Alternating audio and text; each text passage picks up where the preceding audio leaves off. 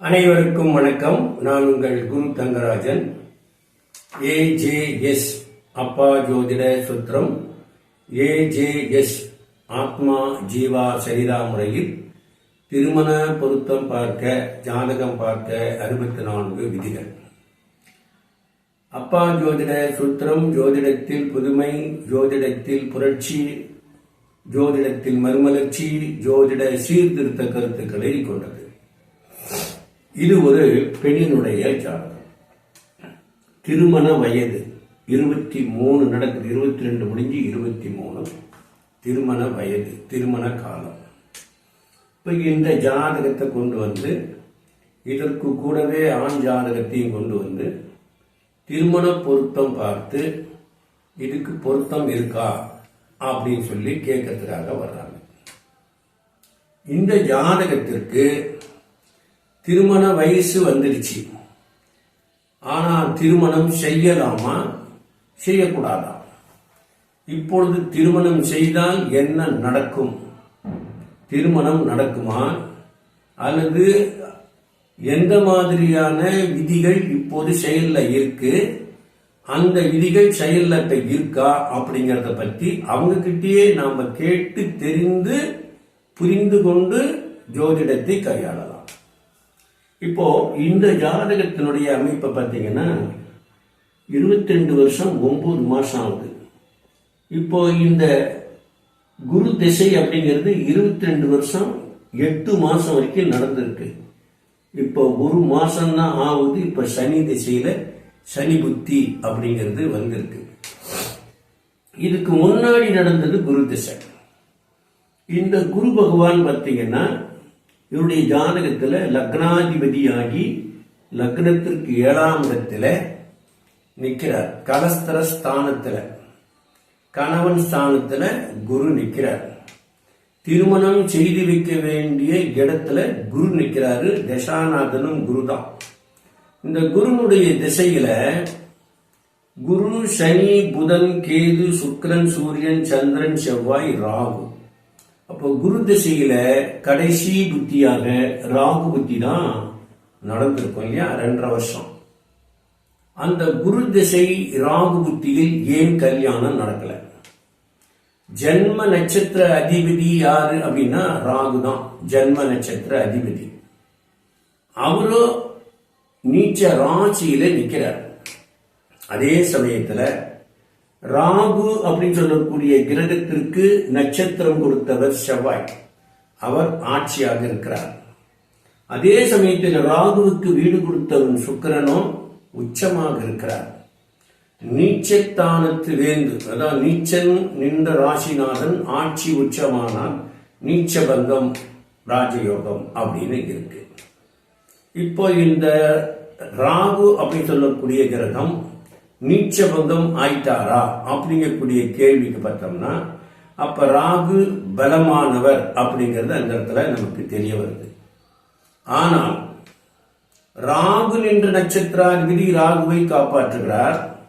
ராகு நின்ற வீட்டு அதிபதி ராகுவை காப்பாற்றுகிறார். இதுல எந்த சமரசமும் பிரச்சனையோ அங்க எதுவும் இல்லை. அப்ப ராகு என்ற ஜென்ம நட்சத்திராதிபதி ஆட்சி பெற்ற சுக்கிரன் சாரத்தில் ஏறி இருப்பதால் அந்த ஆட்சி பெற்ற செவ்வாய் பார்த்தீங்கன்னாக்கா உச்சம் பெற்ற சுக்கிரன் சாரத்துல ஏறி நிற்கிறார். அப்ப ராகு நின்ற நட்சத்திராதிபதி உச்சம், அந்த செவ்வாய் நின்ற நட்சத்திராதிபதி சுக்கிரனும் உச்சம். ஆக ராகுவிற்கு ஜீவாவும் சரீராவும் நல்ல நிலையில் இருக்கிறது அவினாஷ். அப்படியானால் ராகு நீச்சமாக இருக்கிறார் இல்லையா, ராகுனுடைய நட்சத்திரத்துல யாரெல்லாம் நின்னாங்களோ இப்ப அவங்களுக்கெல்லாம் பிரச்சனை.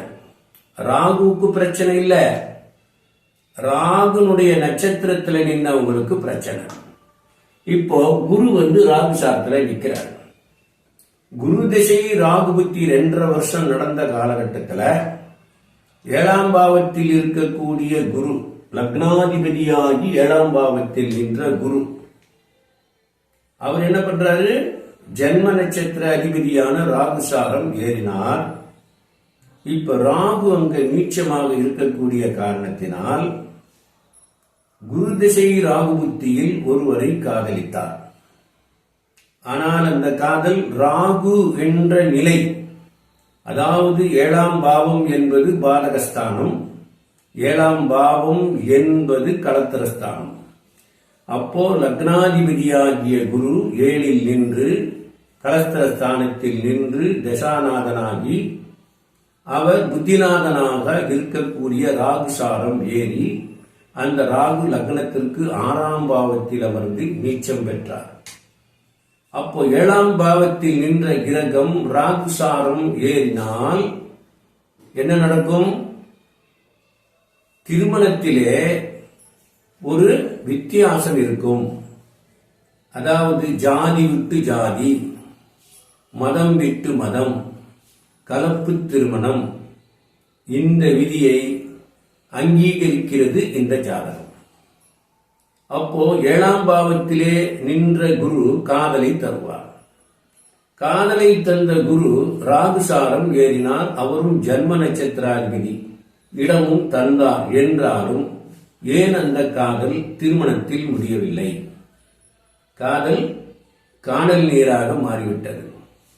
வேறு ஒரு ஜாதி இனத்தைச் சேர்ந்தவரை இவர் காதலித்தார். ஆனால் அந்த காதல் ஏன் நிறைவேறாமல் போனது என்று சொன்னால், குருவானவர் ஏறி நின்ற நட்சத்திராதிபதியான ராகுவானவர் நீச்ச ராசியில் இருப்பதால் குருவை ராகு இறுதியாக ஏற்கவில்லை, நீச்ச பலனை கொடுத்து விட்டார். ஆக அப்பா ஜோதிட சூத்திரம் என்பது திருமண பொருத்த விதிகளிலேயே மிகவும் சிக்கலான விதிகளை தேர்ந்தெடுத்து ஒரு கிரகம் எப்படிப்பட்ட பலனை தரும் என்பதை ஆராயும் பொழுது, ஒரு கிரகம் நீச்சம் பெற்றுவிட்டால் அந்த கிரகம் அதன் சாரத்தில் நின்ற கிரகத்திற்கு காதலை தரும், அதே சமயத்தில் அன்பையும் பாசத்தையும் தருவதில்லை, ஒற்றுமையை இணக்கத்தை தருவதில்லை. அது இடையிலேயே மரித்து போகக்கூடிய நிலை. எனவே குரு திசையிலே ராகு புத்தியிலே காதல் வந்தாலும் அவர்களால் பேசப்பட்டாலும் திருமணம் என்ற நிலைக்கு அது தள்ளப்பட்டு இறுதியாக மனம் மாறி வேண்டாம் என்று அதை தட்டி கழித்து முறித்து விட்டார்கள். இது நடந்தது குரு திசையில் ராகு புத்தியில். ஜென்ம நட்சத்திராதிபதிதான் நீச்சபங்கம் ஆகிவிட்டார் அல்லவா? ஆகையினால் அவர் நீச்சபங்கம் ஆகிவிட்டார் என்றால் திருமணம் நடந்திருக்க வேண்டும் அல்லவா? ஏன் குரு திசையில் ராகு புத்தியில் திருமணம் நடக்கவில்லை என்பதை நீங்கள் கவனத்தில் கொண்டால், உயிர்காரகத்துவம் எப்படி செயல்படுகிறது, பொருள் காரகத்துவம் எப்படி செயல்படுகிறது. ஆனால் இந்த குரு திசை ராகு புத்தியில் தொடர்ந்து கல்வியில் மேன்மை, டிகிரி படித்துக் கொண்டிருக்கிறார். கல்வியில் தொய்வில்லை. எனவே நீச்ச கிரகங்கள் கல்வியை தருகின்றன, பொருளாதாரத்தை தருகின்றன. அதாவது பொருள் காரகத்திலே நல்ல பலத்தையும் ஊக்கத்தையும் ஆக்கத்தையும் தரக்கூடிய அதே கிரகங்கள் உயிர் காரகத்துவத்திலே நீச்ச பலனை தருகின்றன. இந்த நிலையில் இப்பொழுது சனி திசையில் சனி புத்தி, சனி அந்தர காலம் நடக்கிறது. இப்போது சனி திசை, சனி புத்தி, சனி அந்தர காலம் வந்த பிறகு ஒரு வரன் பார்த்தார்கள்.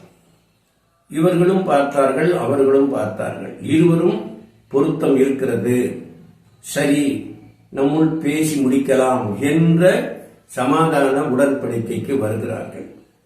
வந்த பிறகு இவர்கள் பார்க்க, அவர்கள் பார்க்க, இவைகளெல்லாம் சகஜமாக நடந்து முடிந்த பிறகு திடீரென வேண்டாம் என மறுக்கப்படுகிறது.